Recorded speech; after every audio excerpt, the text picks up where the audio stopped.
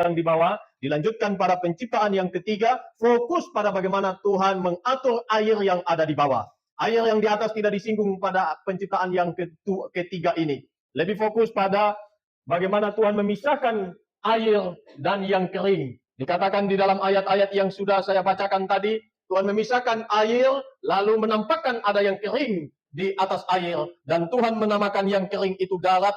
Disitulah tempat kita dimungkinkan untuk bisa hidup. Sama seperti saya sudah katakan sebelumnya, manusia hanya bisa hidup kalau ada space yang kosong, di situ ada udara tanpa ada air, baru kita bisa bernafas dengan paru yang Tuhan beri kepada kita sebagai ciptaannya. Berbeda dengan ikan, manusia tidak bisa hidup selamanya di dalam air, kecuali membutuhkan alat dan perlengkapan yang memungkinkan untuk kita bisa di dalam air. Tetapi hakikat kita adalah hidup di darat. Dan Tuhan mulai menunjukkan itu dalam penciptaannya pada penciptaan hari yang ketiga. Hari yang ketiga ini dikatakan Tuhan memisahkan antara air dan darat. Sebenarnya itu menjadi satu sebelumnya, tetapi kemudian dikatakan Tuhan mengumpulkan air itu menjadi satu, kemudian muncullah satu darat, dan tanah yang kering itu disebut sebagai darat. Atau dapat dikatakan disitulah kita beroleh hidup.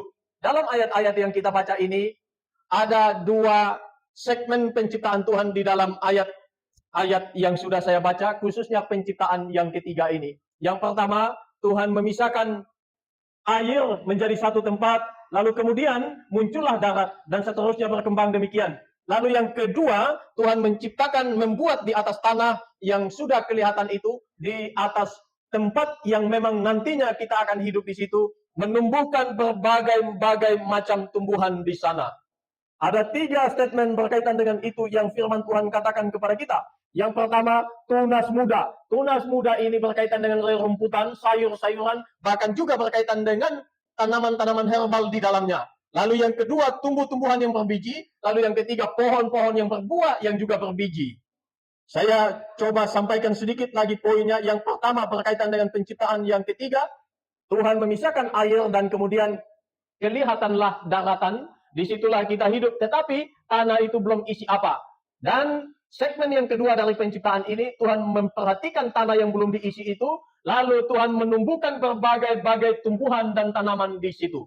Kemudian itulah yang kita dapat sebut sebagai penciptaan hari yang ketiga. Hari pertama Tuhan mencipta terang, terang itu masih ada sampai hari ketiga. Sampai hari ini pun masih ada terang. Sekali lagi, terang itu tidak pernah hilang. Sejak Tuhan mencipta hari pertama adalah terang, sampai pada hari yang ketiga masih ada terang. Hari kedua sudah pasti. Setiap bagian penciptaan itu di akhirnya Tuhan mengatakan, jadilah petang, jadilah pagi. Itulah hari, baik hari 1, 2, dan seterusnya. Nah, tapi mungkin kita berpikir, bagaimana mungkin ada terang di penciptaan pertama, lalu kemudian pada penciptaan hari yang keempat juga nanti Tuhan mencipta matahari, bulan, dan bintang-bintang. Nah, itu pokoknya minggu depan. Tapi fokus kita pada hari ini berkaitan dengan penciptaan hari yang ketiga. Tuhan membuat daratan dari lautan yang luas, memunculkan daratan dari sana, kemudian Tuhan menata dan memberi kehidupan di atas tanah yang sebelumnya kosong itu. Saudara, dari ayat-ayat dan penjelasan yang saya sampaikan, kita dapat menyimpulkan sesuai dengan tema kita hari ini, disinilah ada permulaan kehidupan. Hari pertama tidak ada kehidupan. Hari kedua Tuhan hanya pisahkan air di atas dan air di bawah. Belum ada kehidupan. Hari yang ketiga sudah kelihatan mulai ada kehidupan. Ini ketertiban dan keteraturan daripada ciptaan Allah luar biasa. Tidak langsung diberi pada hari ketiga manusia dicipta di situ. Nanti di akhir, di klimaksnya. Tapi Tuhan menata step by step. Dimulai dari terang, terus air dari air dipisahkan. Lalu air yang di bawah sekarang dipisahkan. Ada yang darat, ada yang laut. Lalu di darat ini Tuhan memberikan kehidupan. Kehidupan pertama yang Tuhan beri, terjadinya tunas-tunas muda. Adanya tumbuh-tumbuhan berbiji. Pohon-pohon yang berbuah yang punya biji. Di situ sesuai tema kita, ada permulaan kehidupan. Yang pertama kita bisa pahami dari situ, darat atau tanah harus ada. Karena itu adalah landasan kehidupan kita. Fondasi hidup manusia ada di situ. Tanpa tanah, tidak ada manusia. Dan Tuhan tahu persis dalam desainnya yang mulia itu, dia tahu bahwa nanti pada hari ke-6 manusia akan hidup di atas tanah. Mana mungkin kita hidup di atas air? Kita hanya bisa hidup di atas tanah. Memang disitulah esensi daripada kehidupan kita. Hidup di atas tanah, dan Tuhan telah memberikan itu sebagai landasan kehidupan kita. Lalu yang kedua, poin yang kita bisa dapat, tumbuh-tumbuhan dan pohon-pohon yang berbuah. Saudara, ada banyak manfaat, khasiat daripada tumbuh-tumbuhan, daripada pohon-pohon yang berbuah Tuhan beri kepada kita.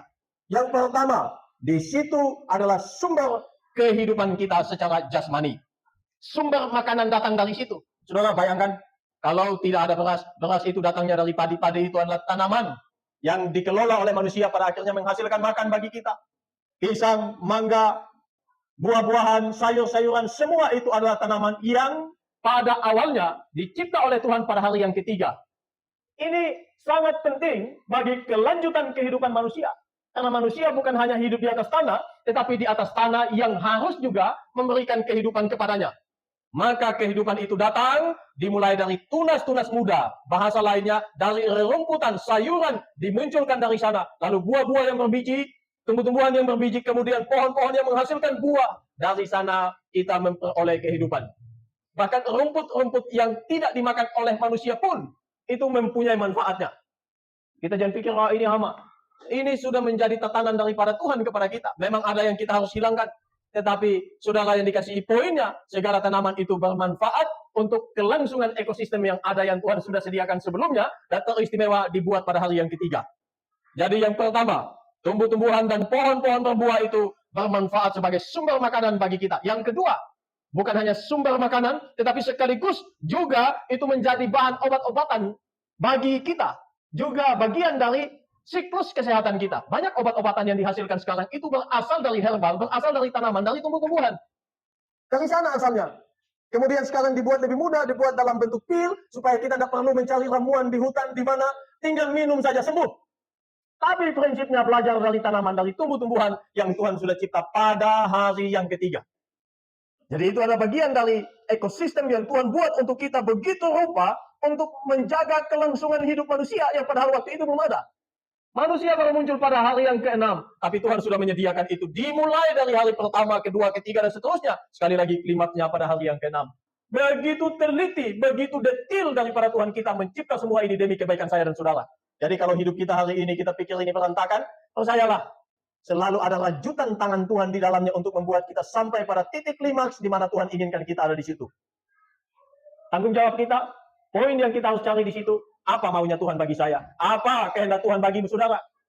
Nah, di sini banyak kali kita gagal untuk memahaminya, yang pada akhirnya gagal juga untuk menghidupi nilai-nilai kehidupan yang Tuhan inginkan bagi hidup kita. Menjadi persoalan. Sekarang kita kembali kepada apa yang kita bahas tentang Tuhan mencipta tumbuh-tumbuhan pada hari yang ketiga ini. Selain sebagai obat-obatan, yang pertama tadi sebagai sumber makanan, ternyata tumbuh-tumbuhan dan tanaman ini berdaya guna untuk mengatur siklus daripada kehidupan kita kelak.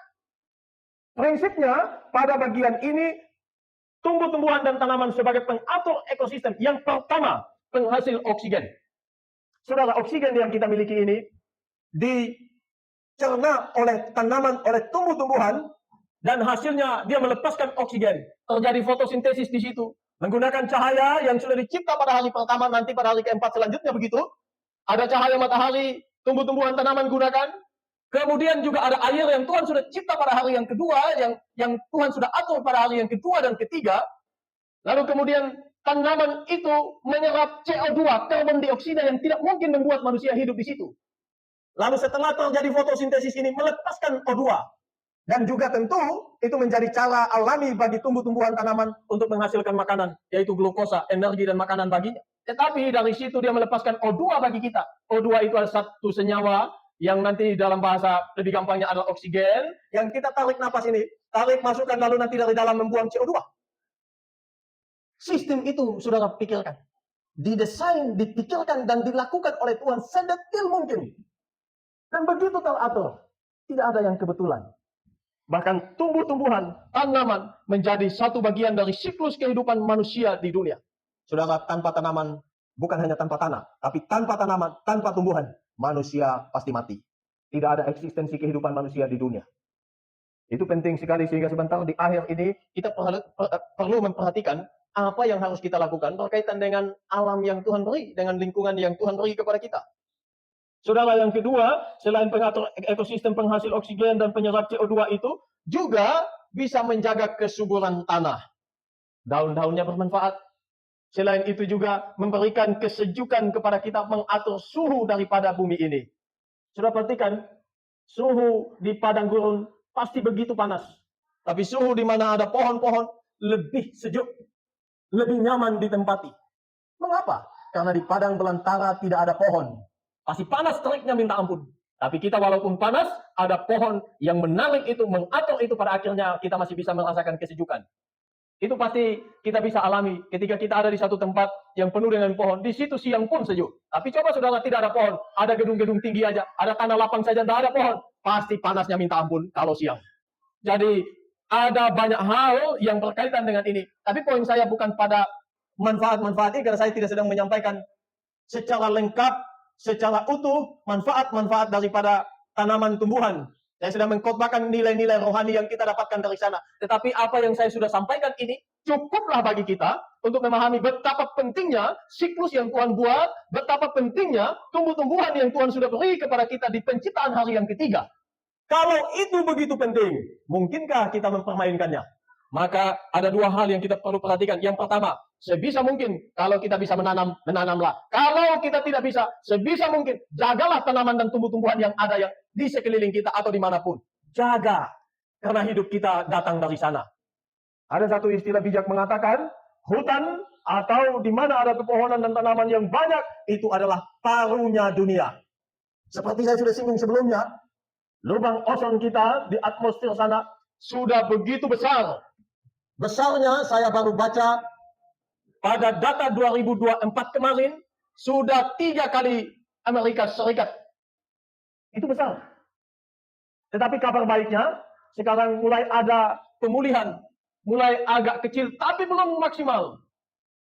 Kalau seandainya ini terus digaungkan, dan memang harus demikian, manusia harus menjaga sebisa mungkin supaya efek rumah kaca itu tidak menjadi bagian perusak daripada alam ini. Maka dalam pendekatan ilmiah dan prediksi ilmiah, 2045 itu akan mulai mengecil dan cukup signifikan kecil lubang ozon itu. Jadi masih ada harapan Tuhan beri kepada kita. Tetapi kembali tergantung kepada kita. Dan ada banyak hal pemicu daripada itu. Bahkan penggunaan listrik ini pun itu memicu akan lubang ozon. Dan ada beberapa zat yang juga memicu hal itu. Contoh saja, kita menggunakan listrik ini. Datangnya dari mana? Sumbernya dari mana? Ini dari PLN. Lalu PLN dapat sumber dari mana? Energi supply itu dari mana? Dari bahan bakar. Bahan bakarnya terbuat dari apa? Dari batu bara. Batu bara itu ketika dibakar, itu akan membakar dan membuat lubang itu makin besar di atas sana. Maka ada gaungan berhemat-hematlah menggunakan energi yang ada. Termasuk listrik kalau tidak dipakai, janganlah dihidupkan.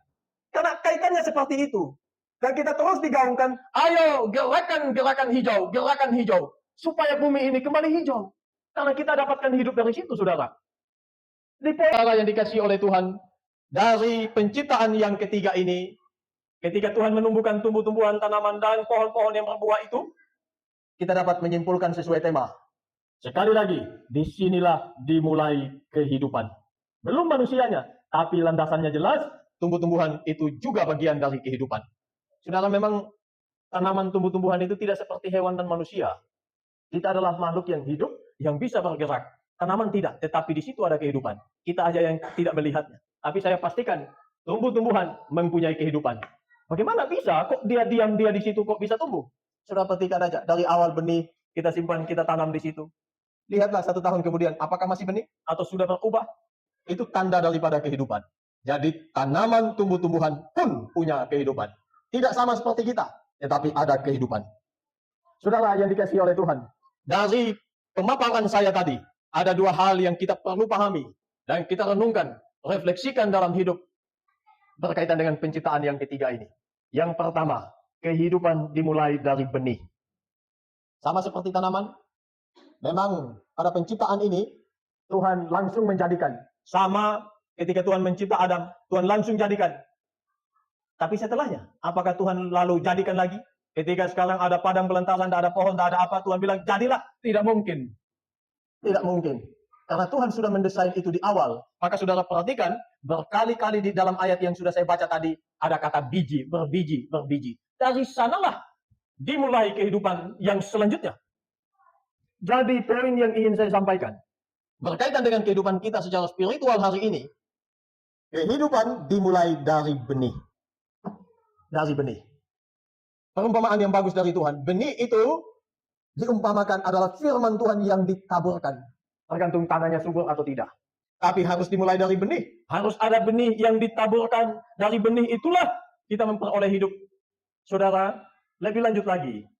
Kita semua ada juga berasal dari benih. Sebenarnya benih itu dalam bahasa Yunaninya, teks asli bahasa Yunani PB adalah sperma. Kemudian terjemahannya dalam bahasa kita adalah benih dari kata zera di dalam bahasa Ibrani. Itu selalu diterjemahkan sebagai seeds, sebagai benih. Dari situ muncul kita. Mana mungkin ada orang ujuk-ujuk atau perempuan ujuk-ujuk langsung melahirkan. Hanya Tuhan Yesus yang ketika dikandung di dalam kandungan Maria yang demikian, tanpa campur laki-laki, tanpa campur tangan laki-laki. Tetapi semua kita pasti datang dari benih bapa masing-masing. Dikandung di dalam kandungan ibu, memunculkan kita. Benih. Sudah perhatikan, tanaman berasal dari benih untuk melanjutkan kehidupan. Manusia juga berasal dari sana. Secara spiritual, kita juga harus mendapatkan benih itu untuk bertumbuh. Dan ketika kita sudah bertumbuh, maka ada permulaan kehidupan yang dikehendaki oleh Tuhan. Itu yang saya katakan dalam tema kita. Terjadi permulaan kehidupan. Saya tidak mengatakan kita belum hidup sebelum benih itu tumbuh di dalam hati dan pikiran, merasuk dan menguasai kehidupan kita. Tidak. Tetapi hidup seperti itu belum sampai kepada tujuan daripada Tuhan inginkan. Memang kita hidup, kita bernafas, kita bercanda gurau. Tetapi itukah kehendak Tuhan? Sampai kita menemukan bahwa kita telah dilahirkan kembali oleh benih itu, barulah kita mulai ada kehidupan yang baru yang Tuhan perkenan bagi saya dan saudara. Maka kehidupan baru dimulai ketika benih itu ditanamkan di dalam kita. Di dalam situlah kita memulai segala sesuatu dalam Tuhan.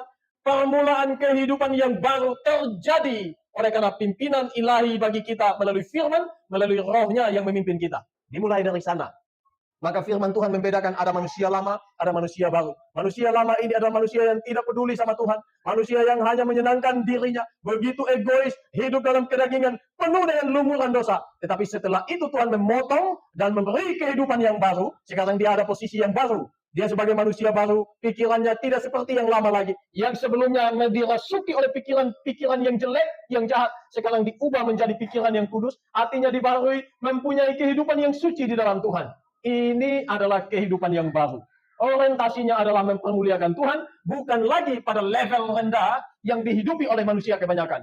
Sebaliknya, sekarang dia berpikir, apapun yang saya harus lakukan, saya harus memperlakukan ini seperti untuk Tuhan. Apapun yang saya lakukan, saya harus berpikir apakah saya sedang mempermuliakan Tuhan atau sebaliknya mempermuliakan diri. Atau sebaliknya menyakiti Tuhan. Prinsipnya sudah ada sampai pada level itu. Tetapi semua itu dimulai dari permulaan kehidupan. Ada benih yang ditabur dan kemudian menghasilkan. Saudara, benih juga seperti yang tadi saya katakan, melambangkan kesinambungan, keberlanjutan, dan juga multiplikasi, pelipat gandaan. Maka benih yang kita punya, waktu kita sudah punya ini, mari kita bagikan. Dimulai pertama-tama orang dekat kita. Kita bagikan supaya mereka juga bertumbuh, supaya mereka juga memperoleh hidup itu, pada akhirnya mereka hidup di dalam kebenaran ilahi. Dan seterusnya kita terus bagikan. Inilah yang Tuhan ajarkan kepada kita. Bukan hanya hidup untuk diri sendiri, tapi hidup juga untuk orang lain. Hidup yang Tuhan beri kepada kita bukan hanya untuk memuaskan diri, tetapi bagaimana menyenangkan Tuhan, melayani sesama. Kalau bukan karena itu, hamba-hamba Tuhan yang penuh dengan tanggung jawab dan dedikasi tidak mungkin memberi diri untuk hal yang begini. Karena banyak kali dalam pelayanan menimbulkan tangis, kesedihan, kesunyian, kesendirian, dan lain sebagainya. Itu adalah tanggung jawab yang harus dipikul. Tetapi di situ mereka menemukan ketenangan, ketentraman. Karena mereka tahu hidupnya tidak sebatas di dunia ini. Dan mereka tahu apa menjadi panggilan hidup mereka. Mereka melakukan. Apakah ini hanya hamba Tuhan? Ini bukan hanya untuk hamba Tuhan. Ini untuk semua orang percaya. Waktu Yesus mengatakan kamu adalah terang dunia, itu bukan disampaikan kepada hamba Tuhan saja, tetapi itu disampaikan kepada mereka yang mendengar di bukit. Mereka mendengar firman Tuhan itu, kamu adalah garam, kamu adalah terang. Maka kita adalah demikian adanya. Dimanapun kita berada, ingatlah identitas kita. Jangan pernah lupa. Orang yang melupa akan identitasnya, dia akan mengikuti dunia ini. Tapi orang yang selalu mengingat dan terus menggairahkan hidupnya, dimanapun dia berada, dia pasti akan menunjukkan perbedaan. Dan orang lain di sekitarnya pasti merasakan feel daripada orang itu berbeda daripada yang lain. Saya pastikan itu, saudara. Jadi saudara, kalau ada dimanapun, tunjukkan bahwa saudara mempunyai identitas yang berbeda. Dan identitas kita dimulai dari permulaan ketika Tuhan menanamkan benih ilahi kepada kita. Yang kedua, selain kehidupan dimulai dari benih yang terus nanti berkelanjutan, dari ayat-ayat tadi menekankan tentang pertumbuhan dan berbuah. Kita harus bertumbuh dan terus berbuah. Pada waktunya kita harus memberikan buah. Dalam perumpamaan Tuhan Yesus mengatakan engkau harus berbuah dan buahmu itu ada yang 100 kali lipat, 60 kali lipat, 30 kali lipat. Jangan sekarang sekali lipat, minggu depan, tahun depan bukan sekali lipat, setengah bagian, setelah itu minus lagi. Maka itu bukan identitas kita sebagai Kristen. Kristen yang sesungguhnya adalah menghasilkan pertumbuhan, lalu ada buah-buah kehidupan.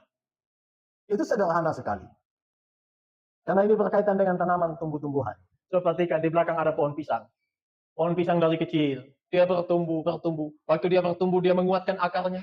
Batangnya diperkuat menjadi besar, terus bertumbuh. Sampai pada saatnya dia berbuah. Buahnya itu ada banyak. Itulah contoh daripada kehidupan kita secara spiritual dan relasi kita dengan Tuhan. Bagaimana dengan buah kita? Bagaimana dengan pertumbuhan kita? Saudara, ini tidak bisa ditakar dan diukur oleh saya. Saudara pun tidak bisa diukur, ditakar oleh orang lain. Walaupun ada metodenya, tetapi saya tidak masuk ke sana. Tapi mari kita coba berefleksi menjadi pertanyaan pribadi. Sejauh mana pertumbuhan iman kita? Sejauh mana buah-buah yang kita hasilkan? Apakah ada paten-paten di dalamnya?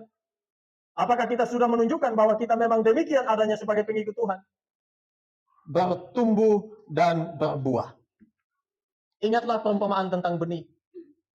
Kalau kita punya hati seperti tanah yang subur, waktu benih itu datang, dia tidak melihat orang lain. Ini cocok, ini untuk dia, bukan untuk saya. Khotbah ini senggol dia, bukan saya. Ini kok hamba Tuhan, dia kayaknya maksudnya ke saya. Tapi sisi lain kita harus belajar, ketika firman Tuhan disampaikan dengan jujur, dengan tanggung jawab, kita harus meresponinya juga dengan tanggung jawab dan jujur. Melihat ke dalam, tidak perlu lihat orang lain. Saya waktu menyampaikan ini, saya tidak melihat siapa di antara saudara. Jadi saya coba untuk berefleksi, kemudian saya harus sampaikan kepada saudara. Karena kalau saya tidak sampaikan, ini menjadi tanggung jawab saya. Sama seperti Paulus katakan, kalau saya tidak memberitakan Injil, celakalah aku. Itu hamba Tuhan yang mengenal tanggung jawabnya. Celakalah aku jikalau aku tidak memberitakan Injil. Paulus mengatakan. Yeremia juga pernah mengalami pergumulan ini. Satu ketika dalam segala kepiluan dan tekanan penindasan yang dia alami. Saudara pikirkan, Yeremia ini bukan hanya ditolak oleh satu bangsanya, tapi oleh keluarganya sendiri tidak terima dia. Dia ditolak, bukan hanya ditolak, dia bahkan ditindas, dianiaya oleh keluarga sendiri. Tidak mudah baginya. Lalu sampai pada satu titik, dia pikir, saya tidak mau ingat-ingat tentang Tuhan lagi. Saya tidak mau untuk sampaikan firman-Nya lagi. Tidak mau menyampaikan sesuatu demi namanya lagi. Tapi saat dia berpikir demikian, dia mengalami satu pergumulan yang begitu berat. Tuhan menggerakkan hatinya, lalu dia sadar. Dia katakan, tetapi ketika saya melakukan yang demikian, ada sesuatu seperti api yang membakar diriku. Di dalam tubuhku seperti api yang begitu membara. Aku berlelah-lelah untuk menahannya. Tapi aku tidak sanggup. Ini adalah ciri orang yang menggumuli firman, menghidupi firman, bertumbuh dalam firman Tuhan, lalu berbuah. Sekali lagi, bukan hanya kelas hamba Tuhan. Saudara sekalian juga harus mempunyai pergumulan seperti itu. Kita perlu untuk mencari makan secara jasmani, itu penting. Tetapi jangan pernah lupa untuk terus mengisi rohani dan menggumuli firman Tuhan setiap hari, menghidupinya, menaatinya setiap hari. Itu satu paket. Karena kita adalah manusia bukan jasmani saja, tapi rohani juga. Satu paket yang harus berjalan bersama-sama. 2 poin ini ingatlah. Kehidupan dimulai dari benih firman Tuhan. Kehidupan baru dimulai dari sana. Maka jangan abai dengan firman-Nya. Lalu yang kedua, bertumbuhlah dan berbuah lebatlah. Berkali-kali lipatlah di dalam berbuah. Itulah yang Tuhan kehendaki bagi kita. Hidup yang sesungguhnya adalah hidup yang bertumbuh dan berbuah. Hidup di luar itu, hidup menuju pada kebinasaan. Tapi hidup yang bertumbuh, hidup yang berbuah, hidup yang diperkenan Tuhan. Hidup inilah yang disebut oleh firman Tuhan sebagai hidup yang sejati, hidup yang sesungguhnya, hidup yang diperkenan oleh Allah di dalam Yesus Tuhan kita. Hiduplah demikian.